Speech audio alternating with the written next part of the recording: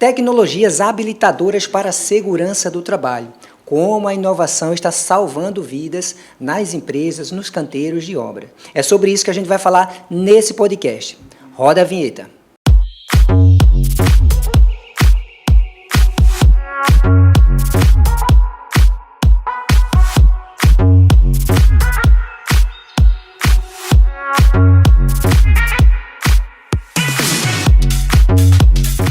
Podcast AESP Fala, edição número 2, que está dando o que falar, né?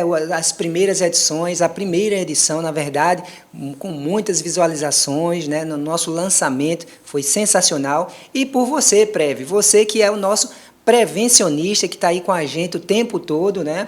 Curtindo e vendo todos esses conteúdos, enfim, interagindo com a gente, né? Eu sou Aldenor Marinho, engenheiro de segurança do trabalho, diretor da AESP, né? Hoje eu estou com um convidado ilustre, meu amigo, né? E aí eu vou dizer, meu amigo Felipe Mendes, né?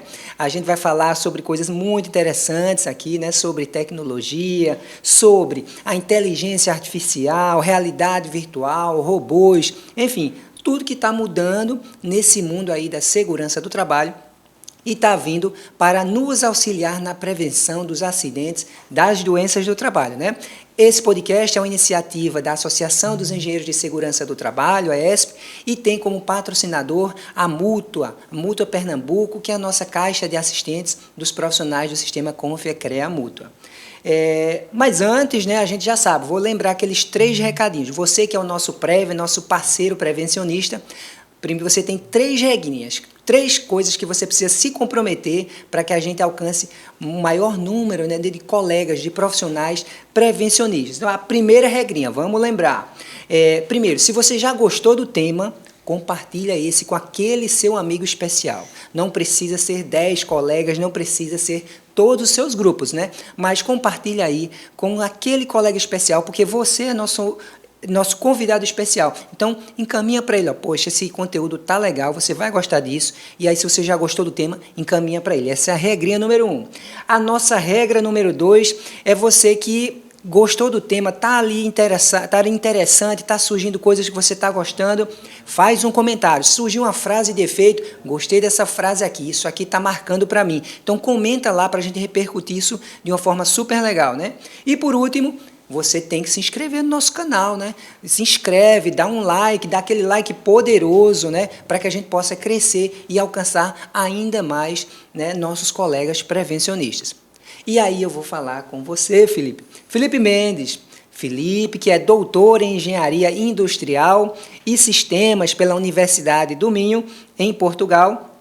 Ele é mestre em Engenharia Civil e Engenharia de Segurança, mestre em Engenharia Civil e Engenharia de Segurança do Trabalho pela UPE e é um super entusiasta, né, das tecnologias, né? Conheço os trabalhos de Felipe, os trabalhos de campo, os trabalhos na universidade, né, Felipe? Que bom ter você aqui, que bom ter o meu amigo Felipe Mendes aqui compartilhando essa mesa, compartilhando os conhecimentos aí com os nossos colegas prevencionistas. Felipe, seja muito bem-vindo.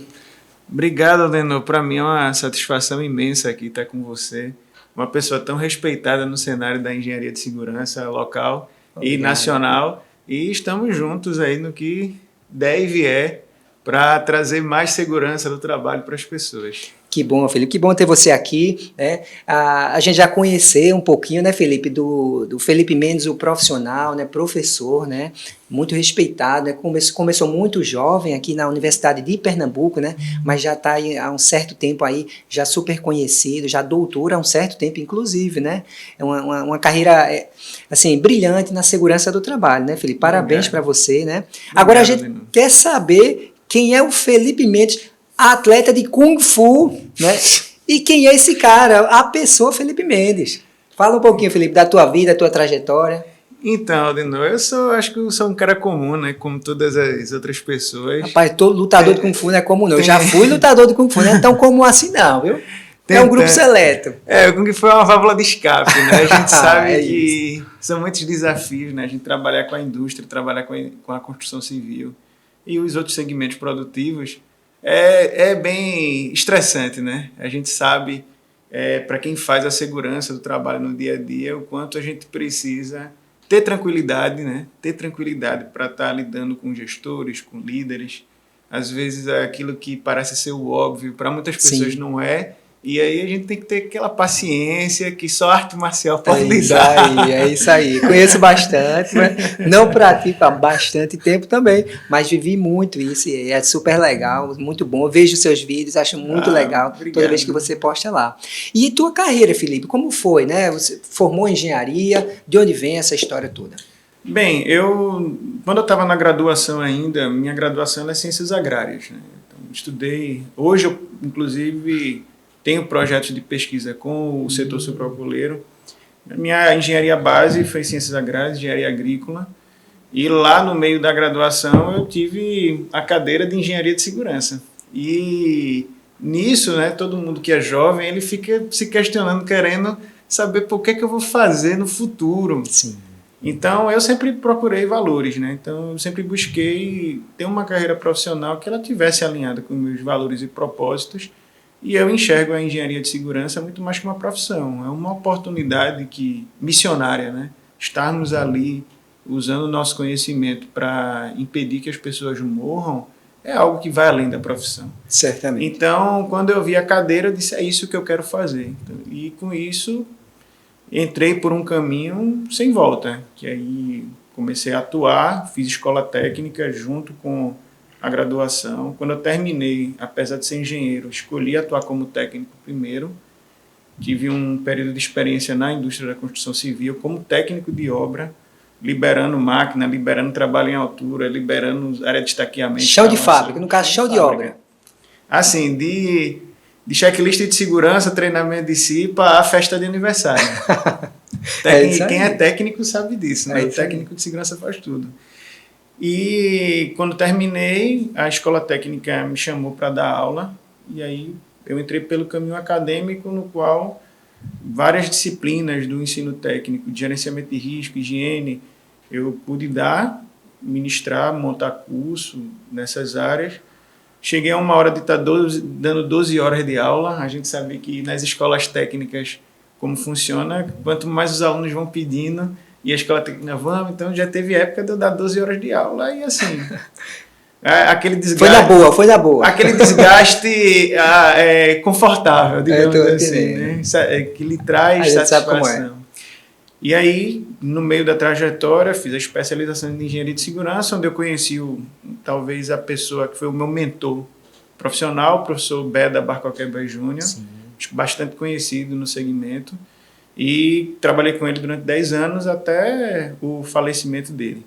E nisso, trabalhei com pesquisa, desenvolvimento, resolução de problemas de fábrica, todos os segmentos. E isso está até hoje? Até hoje, todos os segmentos, agroindústria, mineração, construção civil, indústria naval.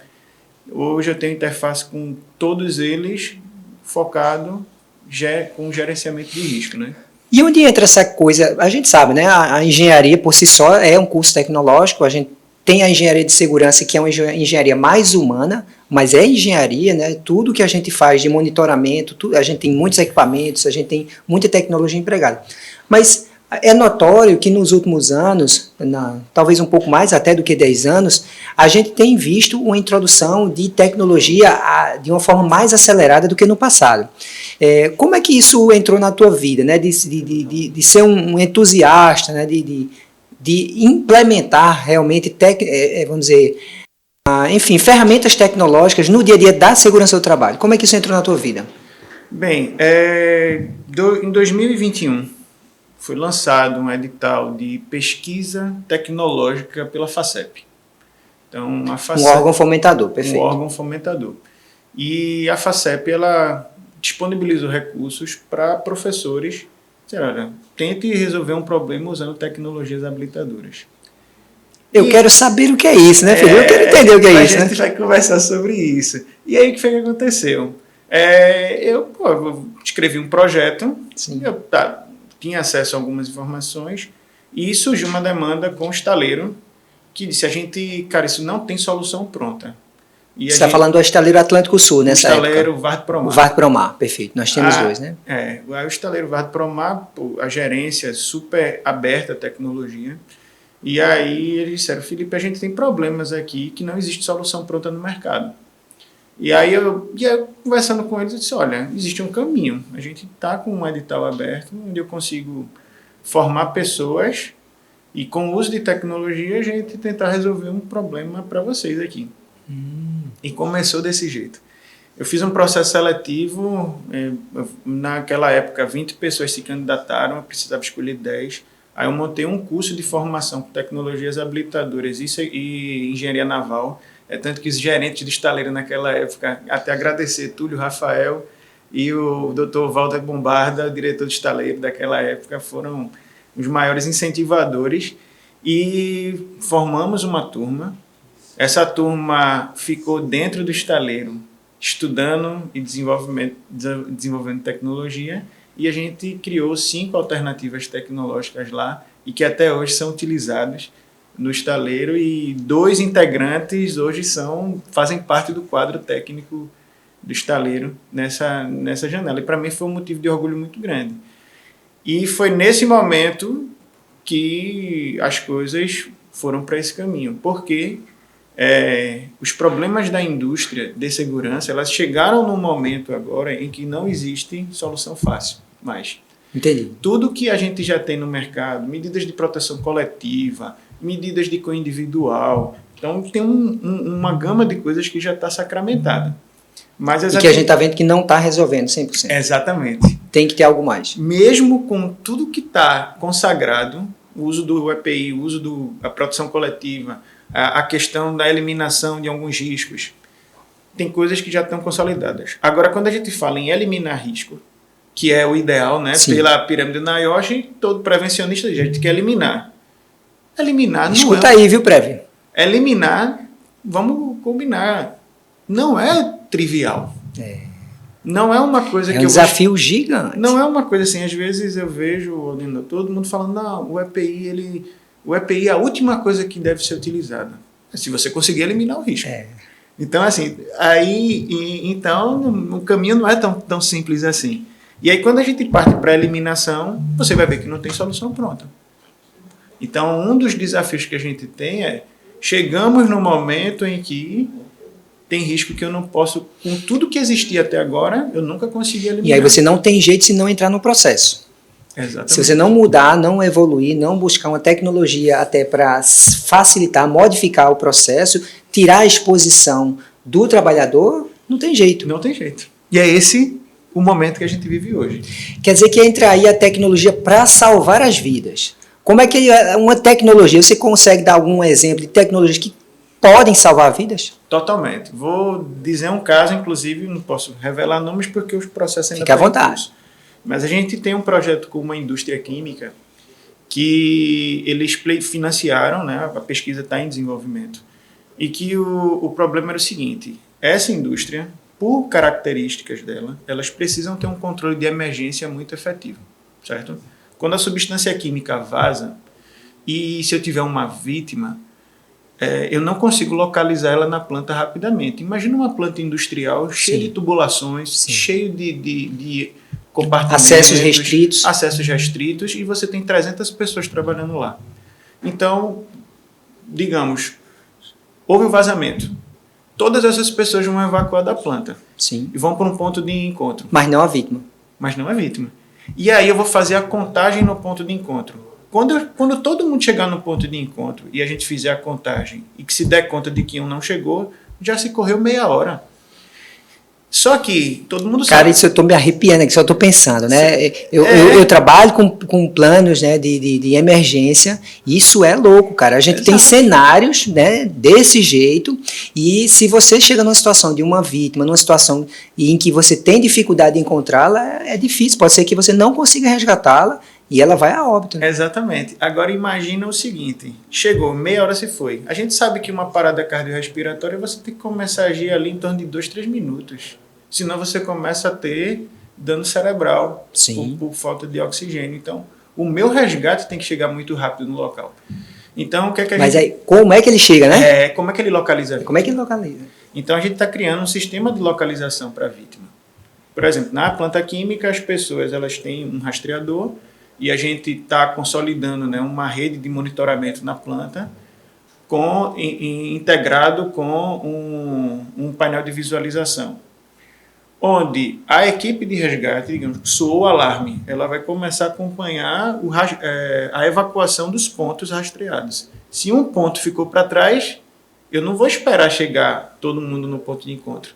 Eu já detectei que aquele indivíduo não está se movimentando, então eu vou lá nele. Cara, isso é muito massa. Eu estou pensando nisso só na simulação. Porque com a simulação você vai fazer todo o cálculo do tempo que essa galerinha está chegando no ponto de encontro, você consegue otimizar, vai ver os gargalos, você vai perceber onde é que tem um maior problema, onde é que tem mais dificuldade. Evidentemente que até a cultura de segurança da empresa, ela poderá até ser modificada. Em que sentido? Totalmente. Porque tem gente que nas simulações não quer sair não da sala, quer ficar lá no seu postinho de trabalho, sabe que é uma simulação, mas aí a gente vai conseguir monitorar isso melhor, né, e de repente mudar essa cultura de segurança, apresentando resultados, apresentando, olha, essa pessoa estaria morta numa situação real. Enfim, muito legal. Inclusive a gente fez alguns testes que quando você pega uma vítima que ela está num local não convencional, por exemplo, as pessoas saem para almoçar e vão descansar o seu almoço em algum local mais que não necessariamente é fabril. E cara, tem um exemplo, eu vou falar sobre o exemplo, você vai ver. Aconteceu. A gente fez um teste e a gente buscou uma área não trivial dessas, que normalmente as pessoas procuram na hora do almoço. E a gente disse, olha, houve um vazamento, pediu para o bombeiro, você precisa localizar. Sabe quanto tempo demorou para a pessoa localizar a vítima? Isso sem o GPS. Sem GPS. Sem tecnologia. 20 minutos, porque ele não estava numa área trivial. Entende? Então, qual é o problema? Um vazamento químico, ele não espera se é hora de almoço, se é à noite, se é uma hora de descanso, se as pessoas estão trocando de turno. Então, pode ser que numa situação de emergência, você tenha um ponto monitorado que ele não está numa área trivial. Cara, você leu. Eu lembrei de um caso muito, muito sério, que foi enfim, no Ceará, o operador de empilhadeira estava dentro de um galpão lonado, né, não eram paredes de alvenaria, e ele fez uma operação que tombou um equipamento, né, um pórtico, e esse pórtico rasgou a lona para o lado externo. Até aí, beleza, um dano material, né, vai se resolver, só que tinha uma vítima lá, cara. Tinha uma vítima. Só que essa pessoa, ela não teve como se comunicar, né? Ela não veio a óbito, graças a Deus, mas ela não conseguiu se comunicar ali naquele momento, e até que pessoas se alertassem para isso, era justamente um local onde ela, em tese, não deveria estar, né? Então você tem uma situação em que, nesse caso, e depois de alguns minutos percebeu-se a presença, a existência dessa vítima lá, não era um local, como você falou, vamos dizer, de rotina para se transitarem pessoas, e nesse caso ele estava descansando, ele estava sentado, tirando o intervalo da refeição dele, e realmente uma situação como essa, se você fica numa condição em que você não encontra as pessoas, elas viram a óbito. Então a tecnologia nesse caso ajudou demais, né? Exatamente. Muito bom. Então isso é um exemplo bem aplicado e é o que a gente tem feito, né? E hoje tem se percebido a introdução muito dessas tecnologias. Você tem uma explicação? Está tendo alguma mudança? Está tendo mais incentivo financeiro? Ou está tendo uma mudança de cultura? Ou, enfim, as pessoas estão buscando métodos mais eficazes? O que é que você tem percebido? Na academia, isso está tendo alguma repercussão? Enfim. Tem. E existe um conjunto de fatores que fazem com que a tecnologia hoje ela esteja crescendo. Acho que o primeiro fator é a gente ter meios de comunicações melhores. Perfeito. Então, a tecnologia de comunicação, a compreensão das ondas de frequência, a compreensão da telecomunicação, os sinais 3G, sinal 4G, 5G, conexão via satélite. Então, isso fez com que a informação ela chegasse mais rápido. E aí a gente tem toda a evolução dos sistemas de computadores, que antigamente tudo era muito analógico, hoje você já tem sistema. A própria formação ao longo da última década em tecnologia. Então, você tem uma corrida muito grande por pessoas se formando em TI, pessoas se formando em análise de sistema, e, naturalmente, quanto mais pessoas estudam um assunto, mais aquele assunto desenvolvem, né? ele vai ganhando. Eu comparo muito com os profissionais de saúde. Houve uma época, né, que muita gente estava se formando em educação física. Hoje, quando você vê a quantidade de conteúdo produzido para o mundo da saúde, é uma consequência e você tem uma década de formação naquela área. Na última década, a gente teve uma corrida de formação em tecnologia. Então, hoje, quando a gente fala em usar tecnologia, não é uma coisa tão distante. Não. Porque você tem mais profissionais, você tem mais informação, mais mecanismos que facilitem a implantação. Eu vou te dar um exemplo, né, nesse sentido. O trabalho hoje que eu faço de monitoramento, por exemplo, de ruído, não eu só, mas todo profissional hoje que tem determinados equipamentos, o equipamento ele já tem um GPS. Então, quando você monitora um certo intervalo de exposição ao ruído mais alto dentro da jornada de trabalho dele, você já consegue monitorar onde ele estava dentro do posto de trabalho ou dentro, vamos dizer, da instalação do ambiente de trabalho dele. Então, você consegue, olha, os momentos de maior exposição ao ruído, onde o ruído é mais intenso, ele transitou naquela região. Então, você consegue, aí sim, atuar na fonte, para que esta fonte não gere um ruído tão alto.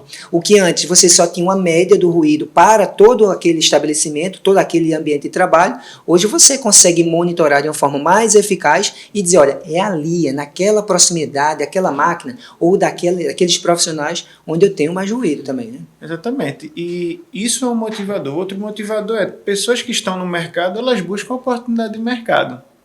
Então, o que acontece? O que eu percebi no início era que muitas vezes o pessoal está indo para o comércio varejista. Desenvolver aplicativos de venda, aplicativos de logística. E agora você tem uma corrida grande entrando na indústria. Perfeito. Então, assim, é uma questão de tempo, porque a indústria ela é muito mais complexa. Quando você imagina maquinário, pessoas, requisitos de segurança, legislações. Então, a tecnologia ela precisa ir se adaptando para poder entrar na indústria. E esse é o momento. Então, você tem isso. Por um outro lado, você tem incentivos fiscais. Pelo menos hoje o Estado de Pernambuco ele tem uma lei de inovação que incentiva as empresas a investir em recursos na melhoria dos seus parques tecnológicos. E dentre isso envolve investimento em software, investimento em sensores, investimento em desenvolvimento de sistemas, integração de sistemas e assim sucessivamente. Então, pelo menos aqui no Estado, e existem leis federais, como Lei do Bem, Lei de Incentivo à Inovação, que se aplica ao âmbito do país inteiro, que as empresas são obrigadas a investir em inovação. A mesma coisa, se você for para o setor elétrico, a ANEEL, existe faixas, né, percentuais de lucro e faturamento no qual a empresa ela deve destinar ao desenvolvimento de novas tecnologias. Então, o país, o Brasil, e eu falo de como quem está dentro da academia e quem tem acesso a esses fomentos. O Brasil investe muito em tecnologia. Coisa boa. Se a gente for comparar, obviamente, com Estados Unidos, China, eu acho que a comparação não é essa. Mas para uma realidade brasileira, o volume de recursos aportado ele é grande, tá certo? Agora, o que é que a gente precisa de pessoas? Qualificados, e esse processo de qualificação ele não é tão rápido. Talvez não esteja acompanhando a mesma velocidade. Exatamente. Né? Perfeito, Felipe. Excelente. Olha aí, Prev, olha aí, né? A sócio da ESP, né? O quanto a gente está aprendendo aqui hoje, né? Muita informação, né? Isso é só o começo. A gente está no bloco 1 aí, a gente ainda vai ter 2 blocos, né? Blocos 2 e 3. E você que ainda não é associado da ESP, não perde tempo. Não precisa ser de Pernambuco, basta você ser engenheiro ou engenheira de segurança do trabalho, vai lá no site da ESP e entra na aba Seja Sócio. Veja os detalhes, né? Faz lá teu credenciamento e seja um sócio da ESP, essa entidade que cresce tanto no Brasil inteiro, tem grandes trabalhos, tem grandes eventos, né? E promove muito conteúdo como esse. Né? Além disso, tem muita vantagem. Né? Tem um clube de vantagens, onde você tem descontos em diversos estabelecimentos, milhares de estabelecimentos em todo o país, inclusive para usufruir, né, dos benefícios, né, até de compra de conteúdo, né, com descontos em nossos parceiros, tá certo? Então, busca lá no nosso site, seja sócio e participe aqui junto e faça essa entidade crescer ainda mais com esse grande network que a gente faz, inclusive aqui, mostrando isso aqui junto com o professor Felipe Mendes. Então vamos lá para o bloco 2.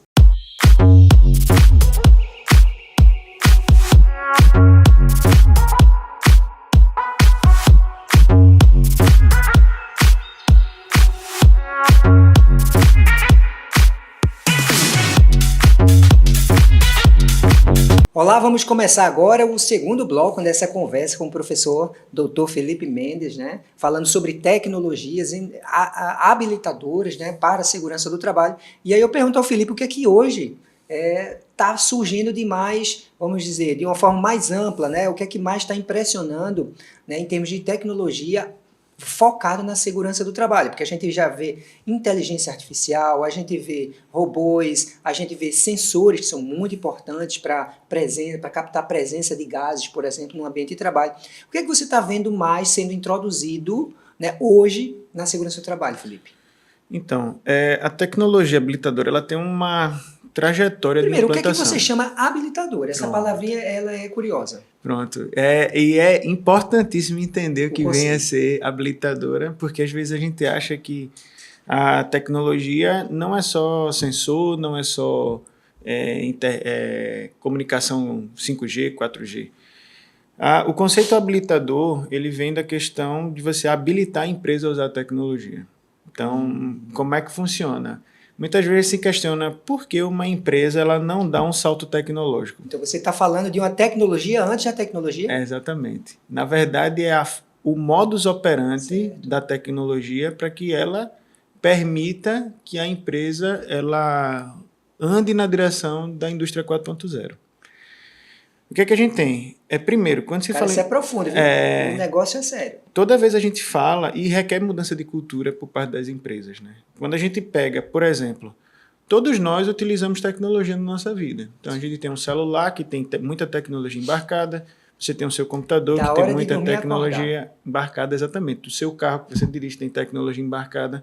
E aí, quando você se questiona, eu uso 100% da tecnologia que está disponível para mim? Nunca. Não. Por quê? Porque nós não estamos habilitados a usar tecnologia. Aí você falou, e aí onde vê muita diferença de um profissional para outro, de uma pessoa para outra.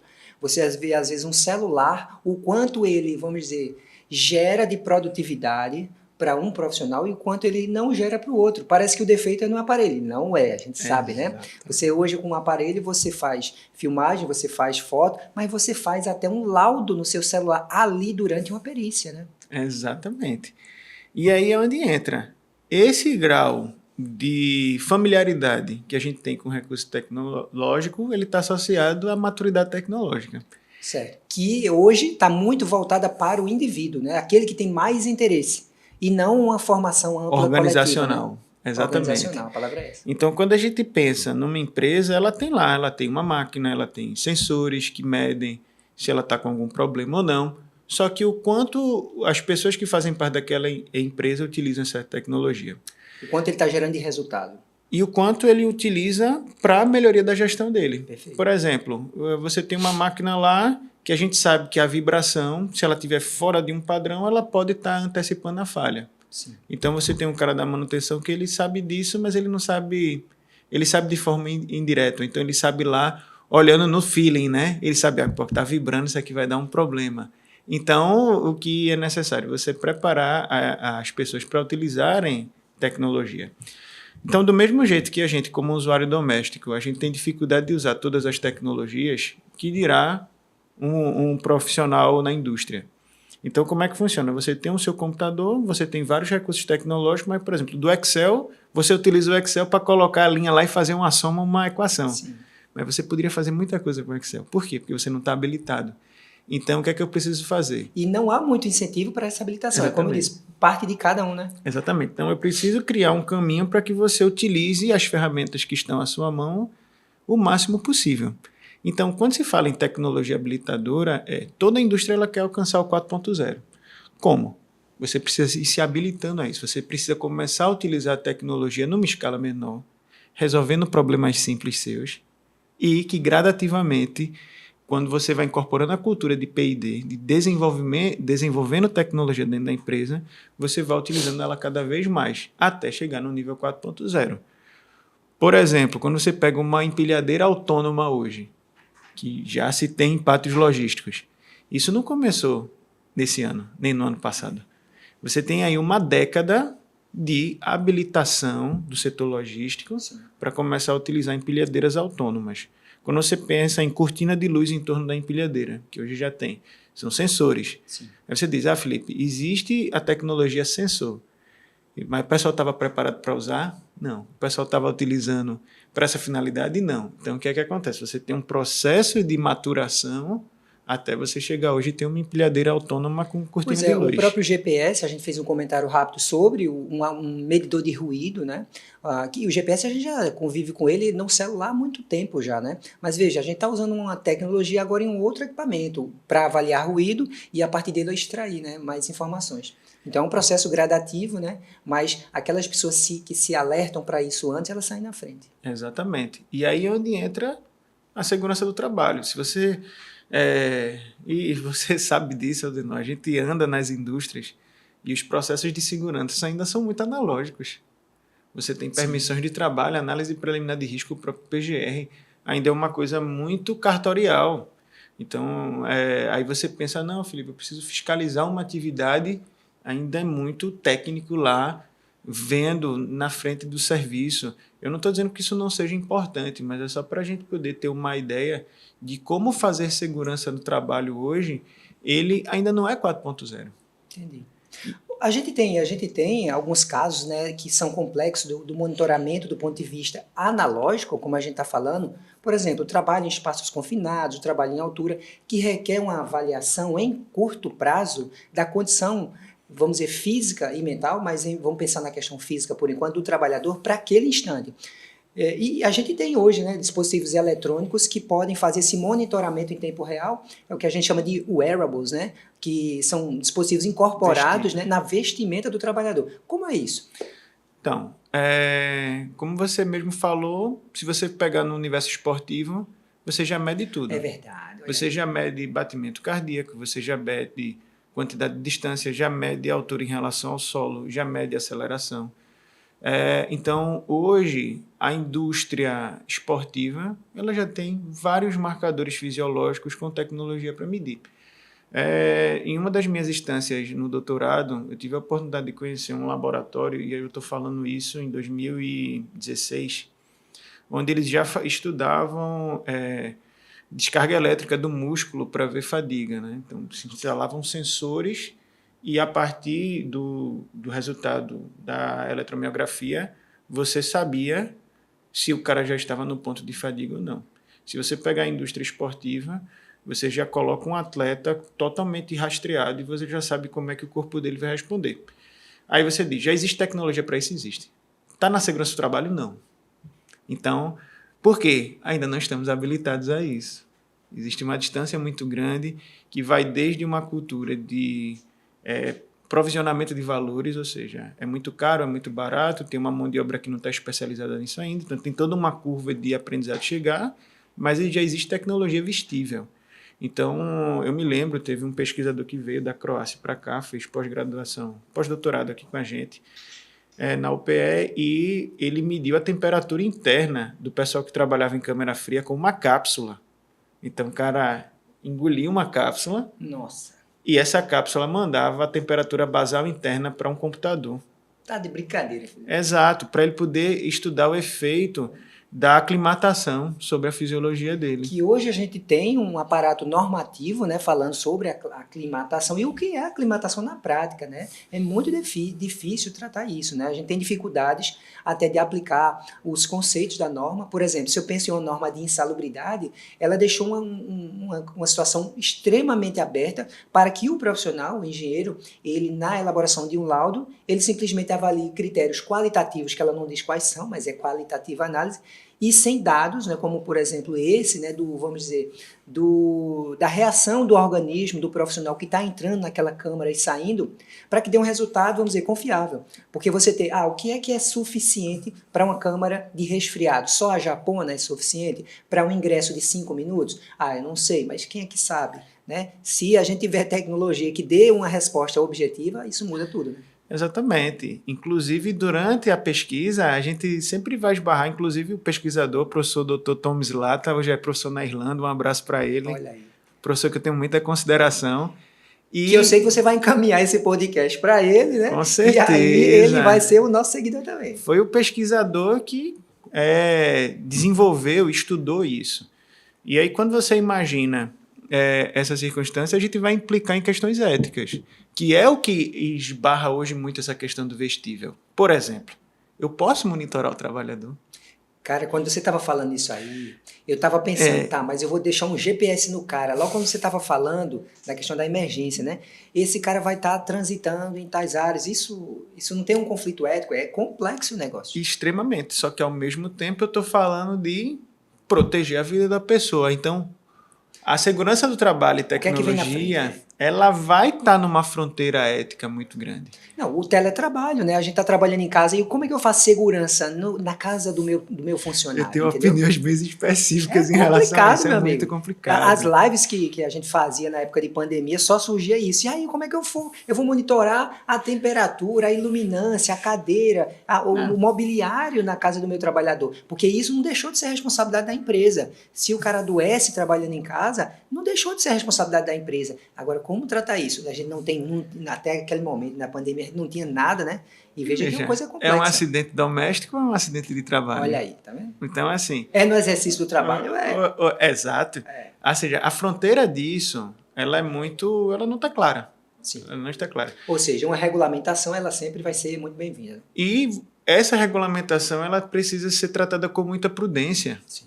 Porque quando a gente pensa em, eu preciso rastrear um trabalhador que está realizando atividade em altura, certo? Sim.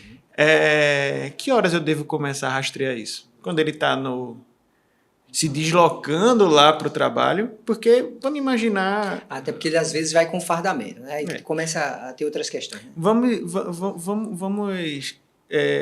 pensar no seguinte cenário provável. Você tem um funcionário que faz manutenção em rede de transmissão. Sim. Certo? Do momento em que ele já está a serviço da empresa, ele está a serviço da empresa ali, então está protegido lá pela legislação que rege o acidente de trabalho. Então, ele está no carro, está se deslocando numa estrada, eu já devo monitorar ele daí, se ele está passando mal, se está bem, antes mesmo dele chegar lá no ponto.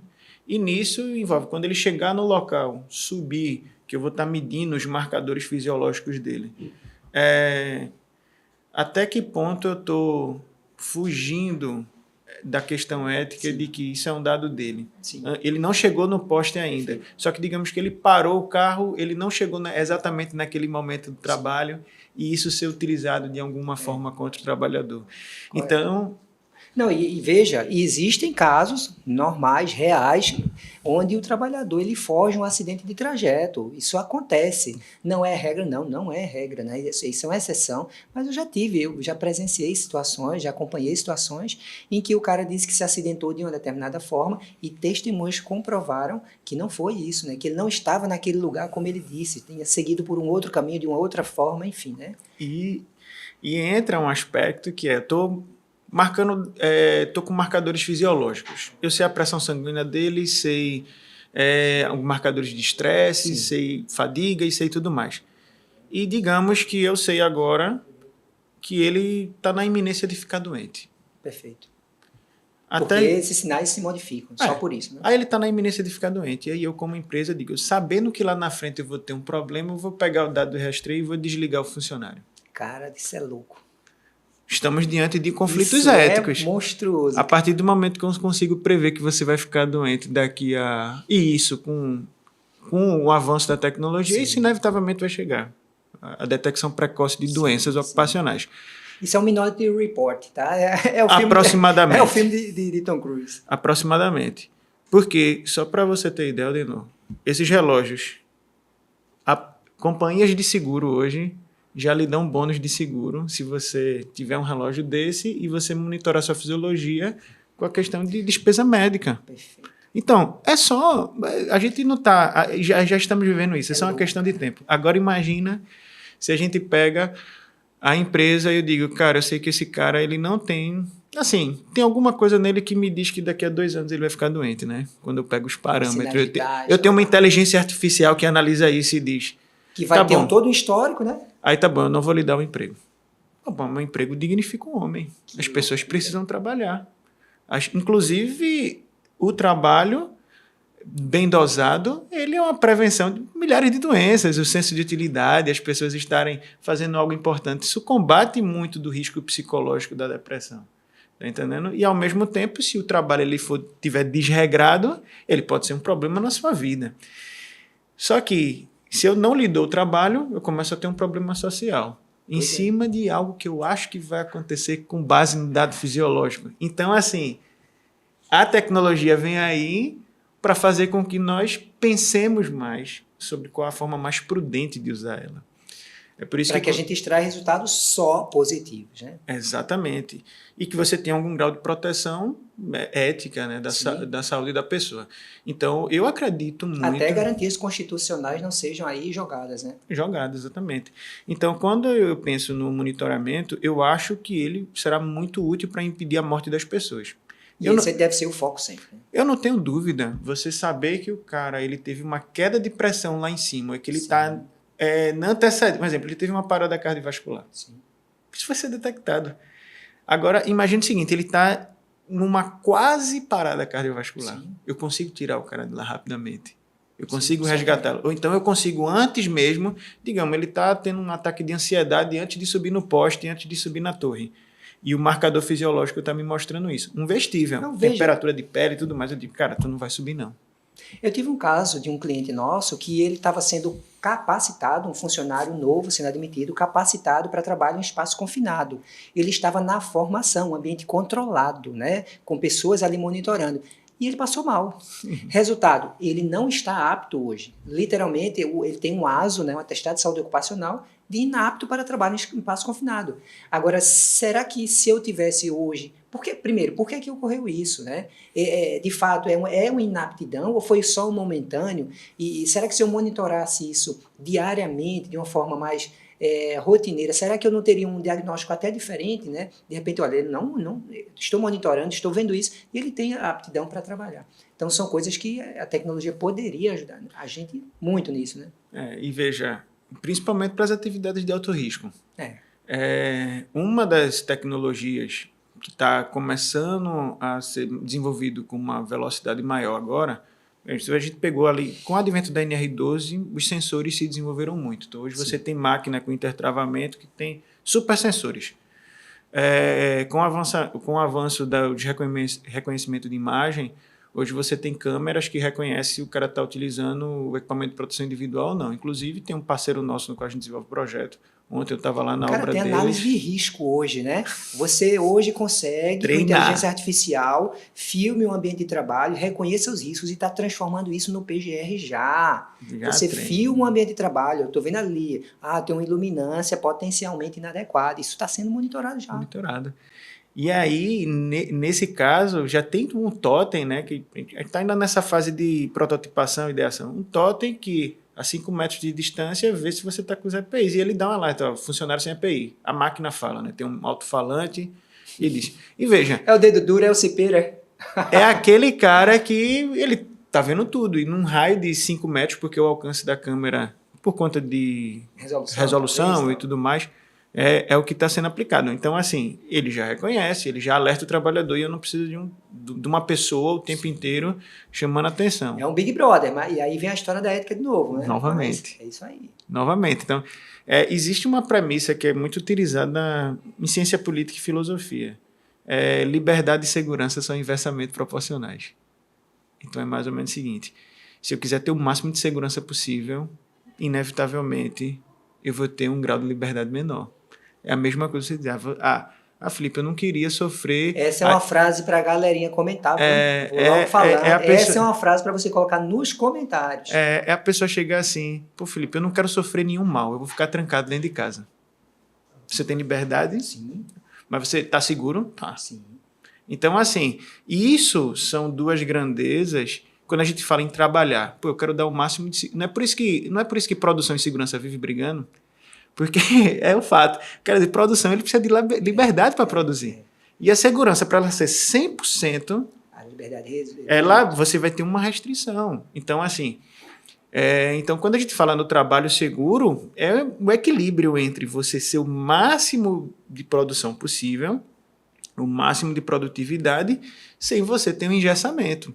Pode ver, se você pegar qualquer engenheiro de produção, gerente de produção, a maior discussão é a segurança para tudo, a segurança não deixa a gente trabalhar, a segurança está travando o tempo inteiro. Mas é porque isso faz parte desse cabo de guerra. A gente quer que o trabalho ande, só que eu não quero que ninguém morra. E aí, você vai... Liberdade e segurança são grandezas que estão brincando. Então, é um questionamento e um diálogo que a produção tem que ter com o setor de segurança. Se a gente quiser fazer isso agora seguro... Isso já era na época... década de 70. Não, eu posso construir o prédio do jeito que eu quiser. As pessoas caíam e morriam. Aí chega e diz, olha, não é assim não, tu precisa de um cinto de segurança. Pá, meu cinto incomoda, eu preciso de uma linha de vida. Pô, mas isso atrapalha. Você não pode andar em todo canto, você tem que andar por aqui. Pô, mas isso é muito... mas assim as pessoas não morrem. Faço assim. Certo? E aí a tecnologia, o que me parece é que ela vem muito nesse setor. Ela vai ajudar a gente a produzir mais, mas entenda, você está sendo observado. O teu marcador fisiológico está sendo enviado lá para a central de operações. Há um tempo atrás, algumas empresas elas investem em telemetria de veículo. Isso aí, a maioria do pessoal que está na indústria, e principalmente serviços de frente de trabalho, eles rastreiam seus veículos para impedir que o motorista ultrapasse a velocidade de 80 km por hora. Olha só. Isso é rastreamento. O cara só liga o carro se ele entrar com a matrícula dele no carro. Isso é uma tecnologia que nem é uma tecnologia habilitadora, é uma coisa... A coisa analógica, ela já tinha restrição, um tacógrafo, por exemplo. Exatamente. Se a gente for pensar, isso é ético, não é ético, enfim, né? Aí o cara entrava com a matrícula dele e dava partida no carro. Se eu ultrapassasse 80 km por hora, a empresa que fazia a telemetria dizia, olha, fulano ultrapassou. E agora? A gente vai fazer o que aqui? Qual é a decisão que vai ser tomada? Aí muitas advertências foram lavradas, né, para motoristas, porque eles ultrapassaram o limite regular informado ali pela telemetria. Isso é tecnologia. Isso é rastreamento? É. Agora a gente está falando de um grau de rastreamento, agora tem o batimento cardíaco, porque a gente está monitorando. Então a gente começa a entrar numa discussão que ela é um pouco mais complexa. Tá vendo, Prévio? Eu te falei, é conteúdo, a gente tá aqui, o negócio tá sério, né? Já tô vendo que não vai dar tempo pra gente falar tudo que a gente gostaria, a conversa é show de bola, e aí pegou dois entusiastas né, de tecnologia, um mais avançado, muito mais avançado, e eu adoro tecnologia, já incremento o meu trabalho há muito tempo, e aí eu vou lhe perguntar, se a gente fosse pensar em 3 tecnologias hoje que estão em campo já, qual é aquela que hoje tem mais potencial de contribuir para a segurança do trabalho? Vou te perguntar sobre 3 apenas, tá? Realidade virtual ou ampliada, a inteligência artificial em si e, por exemplo, robôs. O que é que hoje você percebe que pode agregar mais valor ainda, de repente porque ainda está num estágio mais inicial, enfim, ainda tem muito a crescer? Você falou as 3 mais difíceis. Difíceis em que sentido? Pouco conhecimento sobre, perfeito. Ou seja, quando a gente vai fazer... tudo ainda inicial. Quando a gente vai fazer a revisão de literatura aplicada à segurança do trabalho, tá certo, pessoal? Toda essa questão de robôs, que é a questão de robótica, a questão de inteligência artificial e a questão de realidade aumentada e virtual, dentro das suas áreas de domínio tem muita produção científica, tá certo? Mas quando a gente vai pensar, a gente já fez... De uma forma mais ampla e genérica. Elas têm muita informação, como você configurar, como você programar, as aplicações, POCs e tudo mais. Quando a gente vai pensar, vamos aplicar isso a um ambiente industrial e a um ambiente de segurança do trabalho. A quantidade de produção científica ela cai. Tem alguns artigos, depois eu posso passar para você, Aldino, compartilhar com o pessoal alguns artigos que o meu grupo teve a oportunidade de publicar. Olha aí, Prévio, quem quer material, diz lá, eu quero, escreve lá nos comentários, eu quero esse material do professor Felipe, escreve lá. Pronto, a gente teve um artigo que foi publicado recentemente, onde a gente testou o marcador de queda e equilíbrio, impacto de barreira. A gente queria aplicar na construção civil, só que a construção civil tem muita barreira. Então, o sinal ele tem muita interferência. Então, antes mesmo da gente começar a utilizar a tecnologia, a gente precisa fazer os testes de viabilidade em escala laboratorial. E, inclusive, isso gerou uma dissertação de mestrado e o aluno hoje está em nível de doutorado dando continuidade a esse tipo de pesquisa. E aí é onde entra. Quando a gente pensa realidade virtual, vou começar logo explicando ela. Quando a gente eu fiz um projeto de extensão tecnológica que a gente desenvolveu uma realidade aumentada para treinamento de bloqueio de energia perigosa, certo? Então, também recurso de FACEP, em parceria com a Máxima SMS, que é uma empresa especializada em ambientes confinados, Um abraço para o nosso amigo Augusto, tá? Da Augusto Máxima deve estar SMS. assistindo a gente, pô, foi um parceirão da tecnologia. E aí a gente desenvolveu um totem de bloqueio de energia perigosa. Os alunos demoraram 4 meses. E é interativo. Você brinca com ele aqui e o cara recebe o treinamento. Se ele montar errado, o totem se desmonta. Cara, além de tudo, isso é muito legal, tá? É. O Augusto estava conosco, com a ESP, no CONEST, né? O Congresso Nacional de Engenharia de Segurança do Trabalho, em 2022. Você estava lá do Também ladinho dele, lá. Isso, Você estava lá. estávamos lá. E o stand do Augusto foi um sucesso, cara. Ele Exatamente. colocava aquele óculos de realidade ampliado ou virtual? Aquele era virtual. Poxa, fez um sucesso, cara. Eu só não consegui usar aquele óculos porque a fila era gigante e eu tinha tanta coisa para fazer. Ele tá me devendo lá um stand bem... Eu vou correr lá na empresa dele para usar aquilo bem, de uma forma bem específica lá. Mas foi show de bola, é muito legal. Pronto. E aí o que é que acontece? Então a realidade virtual e aumentada, ela funciona muito bem para a questão de treinamento. Sim. Agora, quando a gente vai... Você tira da exposição real, você perde um pouco da sim. exposição real, mas você ganha muito, porque você tem cenários que você consegue simular. Você não conseguiria Exatamente. fazer numa realidade. Simular uma chuva, o cara fazendo um procedimento de desenergização de um poste, você não pode fazer um treinamento assim, mas a realidade sim. Agora, o que é que está por trás disso, né? O pessoal chama de back-end. O que é que está por trás disso que você está utilizando? Tem um volume de programação, de software, de servidor. Para você carregar uma animação lá, é um servidor pesado. E aí você vai dizer, poxa, Felipe, um treinamento tradicional, ele é mais barato do que um treinamento com realidade virtual e aumentada. Eu tive um outro aluno de mestrado que ele testou treinamento remoto e treinamento presencial. Treinamento remoto com tudo que ele podia fazer, foi na época da pandemia. Animação, software, jogo e tal, joguinho. E não tem diferença significativa. No resultado do resultado da absorção do conhecimento do Perfeito. cara para a operação. Que estudo massa, né? Então, o que acontece? Tem diferença? Tem. É significativa? Não, pelo menos com esse campo amostral que a gente fez. E aí, onde é que está? Então, quando as empresas vão pesar, realidade virtual pode ser um treinamento legal? Pode. É caro? É muito caro. Para você desenvolver um módulo de treinamento para a sua empresa. Porém, depois que você desenvolve, aquilo se aplica de uma forma assim. É feito a internet hoje. Né? Aquilo que eu produzo de conteúdo para a internet. Vai estar lá. Se antes eu conseguia fazer só um curso por mês, por exemplo, com a internet não. Isso não tem limite. Tanto de público quanto de repetição. Né? Exato. E assim, qual é a vantagem de uma ferramenta virtual de treinamento ou em aumentada? É que quando ela está bem consolidada, o simulador ele é autossuficiente. Então, assim, o cara vai utilizar, você no futuro não vai precisar tanto de um instrutor explicando as mesmas coisas o tempo inteiro. Então, você vai ganhar no longo prazo.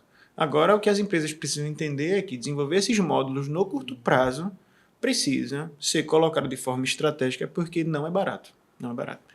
Aí, quando a gente vai para a segunda, que é a parte de robótica. Robôs. Funciona, existe um dilema.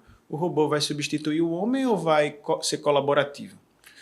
Eu tive uma conversa, né, com um dos meus orientadores de Portugal e eu disse para ele, eu acho que o robô vai substituir as pessoas. Aí ele disse, Felipe, o robô vai ajudar as pessoas. Veja, são pontos de vista diferentes. E ele disse, por quê? Porque tem coisa que, por mais que você treine uma máquina, a máquina ela não tem a liberdade e flexibilidade que o ser humano tem. Então é mais fácil você ter uma máquina colaborando com o seu trabalho do que ela fazer tudo que o ser humano pode fazer. Isso é meio utopia. Aí eu me retirei a minha insignificância e disse, não, o senhor está certo. É muito difícil a gente ter uma máquina para substituir tudo que o ser humano é capaz de fazer, mesmo com inteligência artificial. É como se a gente estivesse diante de um mundo distópico, né? Isso é muito futurista. Pode ser que a gente chegue nesse nível, para você ter, ao invés de ter um ser humano dentro de um ambiente confinado, vamos combinar, é melhor ter um robô. Então, assim, quando você pensa em defesa militar, você já tem robô que desarma a granada, você já tem robô que entra em túnel. Você tem robô que faz cirurgia também. Você já tem robô que faz cirurgia, então assim... Não é tecnologia que falta, isso né? Não é tecnologia. Então, quando você pensa, eu preciso de um robô para limpar um tanque, eu não tenho robô para isso, não? Pois é. Tem. Agora, quando o cara da indústria ele vai fazer as contas, ele vai dizer, eu tenho um robô que limpa tanque e botar um cara lá dentro, arriscando a vida dele, é melhor seguir os procedimentos da 33 e acabou-se. Custo-benefício. Um robô para mandar para a Lua vale a pena. Um robô para entrar num tanque para fazer a limpeza é muito caro. E agora eu tenho uma questão também, eu não vou nem falar do custo social da morte de um trabalhador, Sim. mas vamos dizer, um ressarcimento, uma indenização para uma família, ela pode chegar fácil a 1, 2, 3, 4 milhões. Exatamente. Eu tive um caso de uma situação onde na justiça a causa chegou em 4 milhões e meio por uma fatalidade, né? Uma morte de um trabalhador. E aí o que seria 4 milhões e meio em investimentos? Certamente não era esse nível de investimento que era necessário de repente para evitar essa morte do trabalhador. Então, às vezes, a empresa também tem que pensar nesse sentido. Né? Com certeza. E o que vai fazer com que essas tecnologias entrem com velocidade, além do risco da morte das pessoas, existe uma coisa que o Brasil está caminhando para isso, escassez de mão de obra. Em um dos projetos que a gente tem, a gente tem um problema aqui no Nordeste não, no litoral de Pernambuco, com a parte do corte de cana, que você não tem mais seres humanos. Verdade.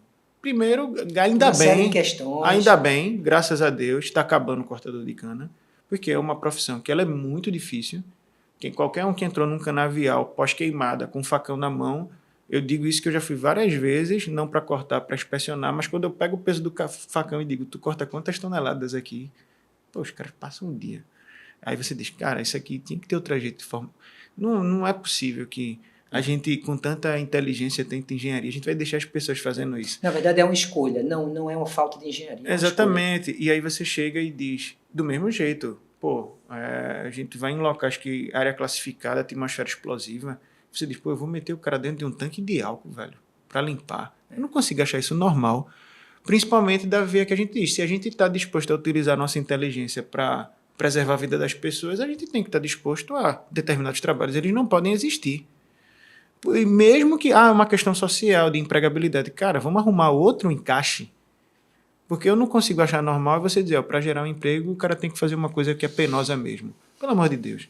Não faz o menor sentido e nem para mim é inteligente dizer isso. Agora, com a robótica, já pode, porque nessa empresa eles desenvolveram uma máquina para cortar cana inclinado. Veja. É sofisticada? Não, é um primeiro passo. Daqui em diante isso com certeza vai evoluir. Assim como um colega, dentro de a gente conseguiu escrever um projeto que foi aprovado em primeira fase agora, com limpeza de costado de navio. Navios, tanque, é área classificada. Eu preciso de várias pessoas são colocadas em área classificada em altura para limpar navio. Você diz, e é uma coisa que ela é claramente definida, é reto. Sim. Não é um negócio galeria cheia de coisa. Você diz, eu preciso de uma pessoa fazendo isso, não teria uma máquina para fazer isso? Tem. Então, os investimentos em tecnologias vêm nessa direção. E eu acho que a outra coisa que foi robótica... Inteligência artificial. Isso é uma interrogação enorme. Porque nem os desenvolvedores hoje de IA sabem exatamente onde isso vai dar. Porque a gente vive... Isso na origem da origem. Na origem da origem. Está todo mundo assim, onde é que isso vai dar? Até algumas empresas de desenvolvimento de IA, eles já estão começando a fazer algumas ressalvas. Eu não estou dizendo que a IA é um problema, tá bom? O problema sempre foi o ser humano. Porque a gente pode ter a melhor tecnologia do mundo, mas se eu, em nível moral, não for uma pessoa digna, eu posso estar utilizando isso de forma desvirtuada. E a IA, o que é que se fala hoje? Você já tem a IA para produção de texto. Sim. Que são IAs que dá para eu fazer um laudo, fazer tudo isso, que né? são IAs generativas. E você já tem a IA generativa, que uma das empresas que entrou em contato recentemente com a universidade, pô, Felipe, a gente quer desenvolver algo para projeto, desenhar. Você já tem IA que faz vídeo, você já tem IA que faz texto, você já tem IA que faz alguns desenhos. Que faz clone, né? De você mesmo até, dando treinamento. Altera vídeo. Então, assim... Você hoje, até para um treinamento, hoje com um texto, só um texto, você monta um treinamento com tudo artificial, né? Parece você falando e tal, mas não é você só gravou não, você só escreveu o treinamento. A preocupação de IA, a gente não pode deixar que a inteligência artificial forme a ignorância natural. Tá entendendo? Que, assim, olha a frase. A gente não pode... Esse é o dilema, porque Uma coisa, Aldenor, e as pessoas que estão nos assistindo, são os profissionais que sabem fazer. Assim, é inquestionável a habilidade de Aldenor, é inquestionável a habilidade de outros colegas que estão no mercado, que sabem fazer segurança. O que me preocupa, às vezes, é aquele jovem que está no seu processo de desenvolvimento, na ânsia de aprender, na de ânsia de executar. aprender, de dar bons resultados rápido, ele cai num falso conceito de que ele não precisa saber tudo para resolver os problemas. Porque tem uma inteligência que vai saber. Que vai ajudar. Eu também não vou ser aquele cara defensor da caneta Nanquim. Do tipo, quando surgiu o AutoCAD, ninguém vai saber mais fazer projeto, porque quem sabe é quem levanta na mão e faz na caneta Nanquim os projetos. Que a gente está tendo um choque geracional. Então, eu acredito que a IA ela vai ser muito útil. Ela é muito útil, ela será muito útil, ela sempre será muito útil lá na frente, porque é feito você ter uma supercalculadora do seu lado, só que ao mesmo tempo... Não pode deixar de ser uma calculadora. Né? Ao mesmo tempo, ela é uma arma na mão de quem sabe utilizar e é uma arma que pode você se machucar. Sim. Se você não sabe. Na arte marcial tem isso, né? Não adianta você ficar com uma faca na mão se você não sabe usar. Sabe fazer com ela. Você vai acabar se machucando. Então é melhor você não fazer. Ou então vá treinar, vá aprender e tudo Felipe, mais. você está dizendo que quem luta Kung Fu vai saber usar mais a IA, Felipe? Não, mas vai ter mais prudência. Vai ter mais prudência. Então eu estou na frente, tá? Porque eu já lutei Kung Fu, né? Não sei, eu não lembro mais nenhum Kati, não, tá? Mas eu acho que isso ficou internalizado. Nada que você não possa retomar. Tá certo.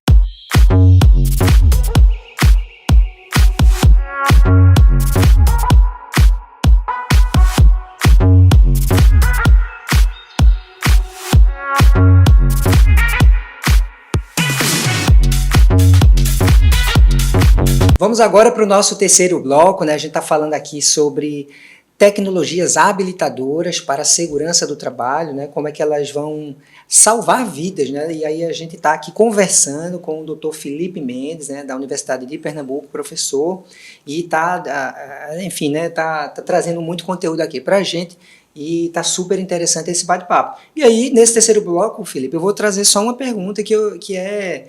De certa forma, você já falou um pouco sobre ela, mas eu queria entender melhor. A gente deve estabelecer limites para vamos dizer, para o ingresso dessas tecnologias e, de repente, principalmente para a inteligência artificial, ou você não chamaria a palavra de limites, e sim um outro conceito? Como é que você entra nessa discussão de ter ou não ter limites?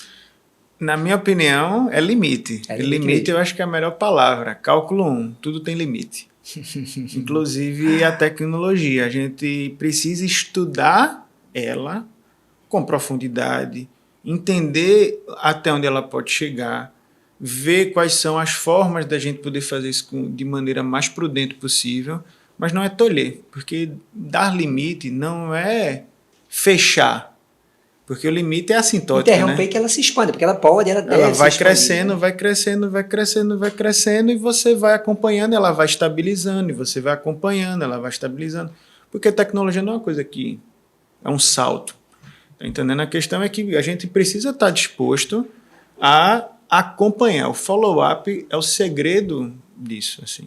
Muitas vezes as pessoas elas têm aquela ideia precipitada de eu vou utilizar a tecnologia agora a todo custo. Não é assim que funciona. E quando a gente fala em limite, a gente está falando em poder monitorar para poder a gente não romper a fronteira ética. Cara, mas dentro de uma fronteira ética, dentro de uma fronteira que ela salutar, a tecnologia ela pode e ela deve ser utilizada. A medicina está aí fazendo cirurgia em pessoas, rastreamento de pessoas. Dando show, inclusive. Né? Rastreamento de segurança orgânica, né? Às vezes você tem crimes que são impedidos porque as zonas de risco já são mapeadas. Então, a tecnologia ela é para isso mesmo, ela é para tornar a nossa vida melhor, sou totalmente a favor. Agora, o que não pode é o usuário ele achar que isso pode ser utilizado de forma indeterminada. Ser uma desculpa, porque isso aqui não está regulamentado, seja como for, uma desculpa para fazer um mau uso. Né? Um mau uso. E assim, a gente também tem o cuidado que tudo tem dois lados. E isso quem determina é o próprio usuário. Então, assim... E às vezes depende de uma história, né, ser criada, né, uma experiência, como a gente viu da pandemia, ela traz efeitos negativos, mas a gente só descobre isso depois. Né? Exatamente. Esse é o problema do efeito negativo. Muitas vezes, quando a gente está lá usando a tecnologia ou fazendo algo que a gente está imbuído, isso é algo muito bom, a gente, vamos ser honestos, as pessoas, quando elas estão fazendo, a menos que ela tenha um distúrbio moral muito grande, elas estão tentando acertar. Sim. A pessoa está tentando acertar. E quando ela erra e que prejudica alguém, vai dizer, cara, eu não estava pensando nisso. E aí, quando a gente vai ver a origem da falha, muitas vezes eu não analisei corretamente quando eu podia analisar, eu não planejei corretamente quando era o momento de planejar e eu executei de forma precipitada. Aí você começa a prejudicar as pessoas. Então, é por isso que quando eu olho, né, essa questão das tecnologias, o que eu entendo vamos estudar mais. Eu sou acadêmico, o acadêmico ele sempre vai defender agir pensando primeiro. Ou seja, a gente não pode agir sem pensar. Inclusive, a pirâmide da prudência é essa, pensar, decidir, agir. Então, primeiro a gente vai pensar, vai pegar literatura, vai estudar, vai ver se já teve alguma implicação moral, algum acidente, e vai buscando. Quando a gente chegar no limite disso aqui, é melhor fazer desse jeito. E aí a tecnologia anda bem, anda como ela deveria andar. Só que isso não é uma resposta de curto prazo. Para a gente poder usar bem tecnologia na segurança do trabalho, eu acredito que ele tem que ser amadurecido para ser utilizado dentro de médio e curto prazo. É por isso que as empresas elas precisam investir nos seus departamentos, os setores de segurança. Na minha perspectiva, eles precisam começar a incentivar que os técnicos, os engenheiros de segurança, olha, vamos ver como as tecnologias podem ajudar. Sim. E um passo de cada vez, gradativamente, você vai implantando isso dentro da empresa. Para que você consiga medir os impactos. Né? Exatamente. Para a gente não viver aqui a quarta ou quinta ou sexta revolução industrial. O que foi que aconteceu na Revolução Industrial? Algo muito parecido que está acontecendo agora. Surgiu a máquina a vapor. Isso vai revolucionar. Bota de todo jeito. Quando começou a morrer criança, porque você tinha um processo fabril que não... É outra realidade. Quando começou a morrer criança, mulheres, pessoas ficando sequeladas, aí o pessoal disse, eita... Tem coisa errada. Só que demora um tempo para corrigir. Só que o impacto ali foi imediato. Aí quando a gente meter tecnologia, se a gente for nessa precipitação, a gente vai viver as consequências amargas disso. Perfeito, Felipe. Adorei o bate-papo, né? Não esperava ser diferente, né? Foi sensacional. Espero que esteja novamente conosco, né? Em outras oportunidades. A gente teve então com Felipe Mendes, doutor Felipe Mendes, professor da UPE. Falamos muito sobre tecnologia. Gostou? Encaminha aí para sua galerinha. Encaminhe para aquele seu amigo especial, aquele que você quer transmitir esse conteúdo para ele, porque você achou sensacional. Não deixa de se inscrever no nosso canal. Você pode verificar, dar uma olhadinha nos conteúdos que a gente tem, né, no nosso canal, mas também não deixa de olhar nossa rede social, dá uma olhadinha na rede social da ESP, né, é o aesp.pe. Tá? E não deixa de acompanhar nossos conteúdos, né, em todas as nossas mídias. Bom, com essa a gente se despede, né, esse último bate-papo que nós tivemos aqui com o professor Felipe Mendes, né? Espero que vocês tenham gostado, foi uma conversa super interessante. Não deixe de seguir nossas redes sociais, acompanha lá o nosso Instagram, o Instagram do professor Felipe Mendes. Qual é o teu Instagram, Felipe? @cruz_f.m. É feita a citação, né? Acadêmico é uma porcaria. É isso aí, tá valendo, tá valendo. É isso, gente, muito obrigado. Um grande abraço para vocês, acompanhem-nos nas nossas redes sociais. Grande abraço.